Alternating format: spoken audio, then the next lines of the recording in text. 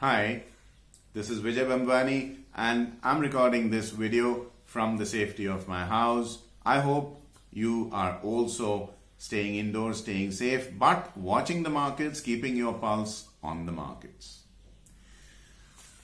In my Equitymaster video in September, I had put forth my hypothesis that India, in order to keep abreast with the global developments, especially with the slowdown in economic activity that was pervading worldwide, would have to fight a three-pronged war. One would be a cut in taxes, which the finance minister Nirmala Sitharaman delivered. The other would be a cut in interest rates, which the Monetary Policy Committee of the RBI has delivered in bits and pieces. And the third I had put forth was the deliberate allowing by the RBI, deliberately allowing the rupee to depreciate against the US dollar by the RBI.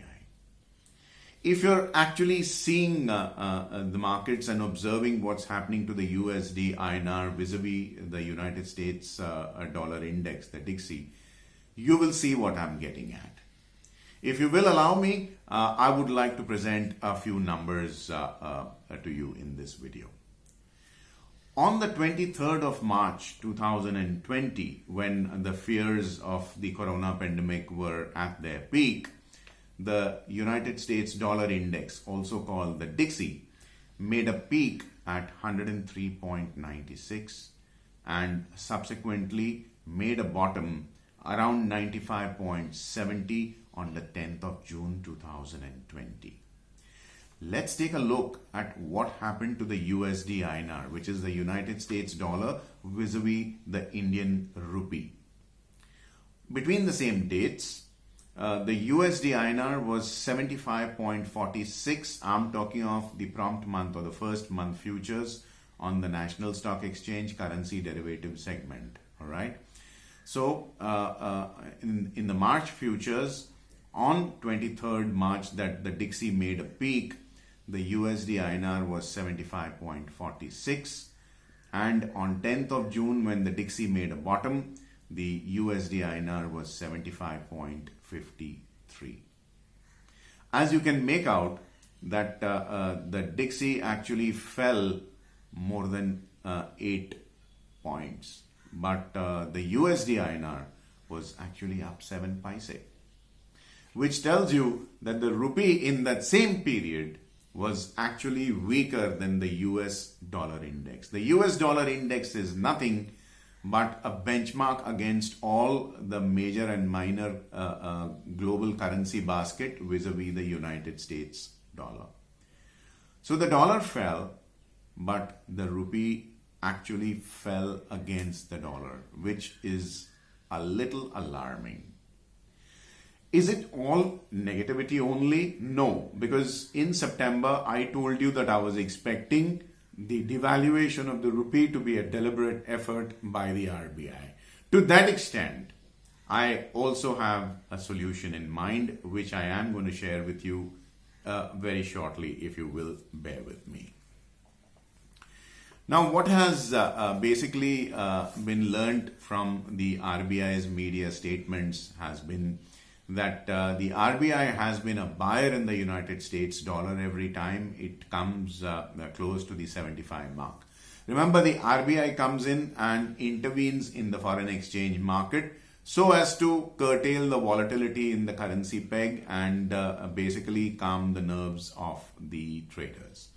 So whenever the rupee has come to near the 75 mark against the US dollar, the RBI has been kind of mopping up dollars from the market so that it fortifies or builds up India's foreign exchange reserves, which for the first time have now crossed $500 billion mark or 500 billion mark.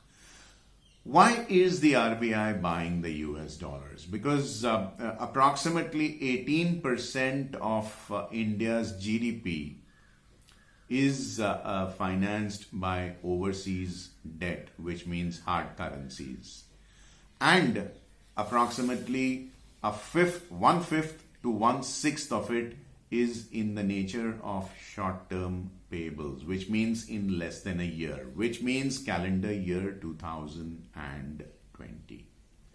So India will need to pay some of its or meet some of its external commitments in the calendar year 2020, in anticipation of which the RBI is buying dollars from the market and therefore deliberately weakening the rupee.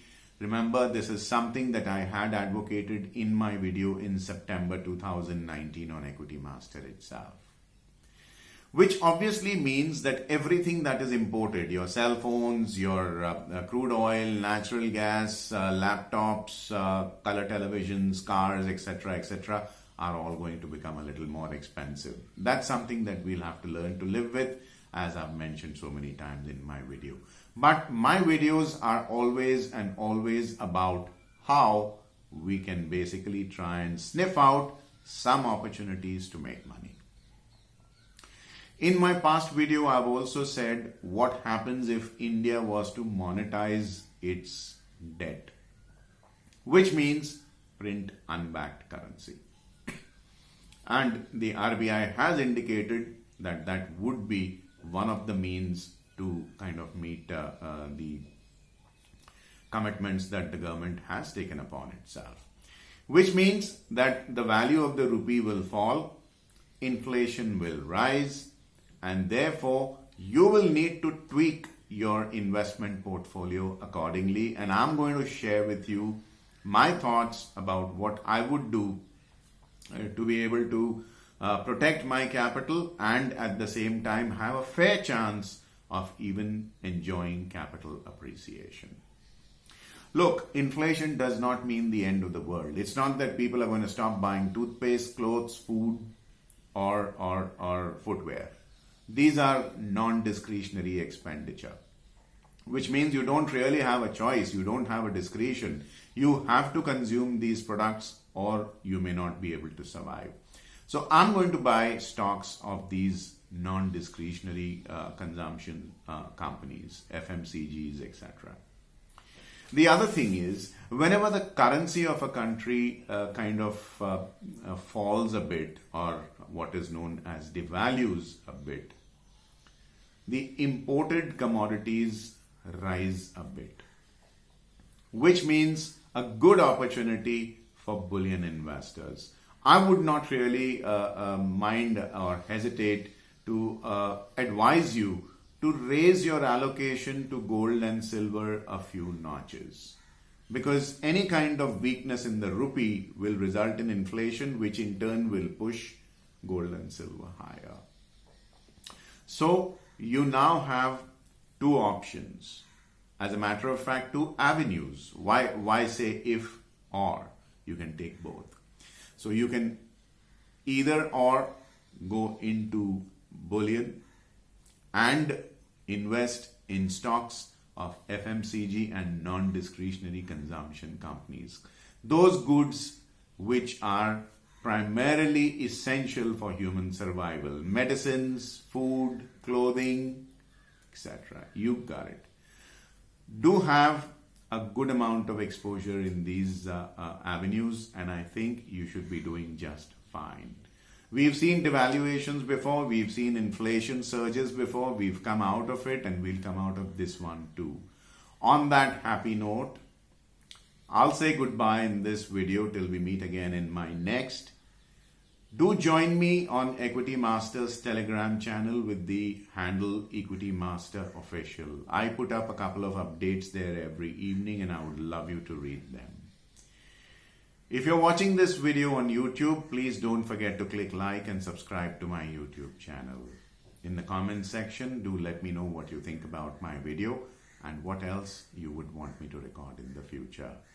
And don't forget to recommend my videos to your family and friends and help me get across the message of knowledge-based investing.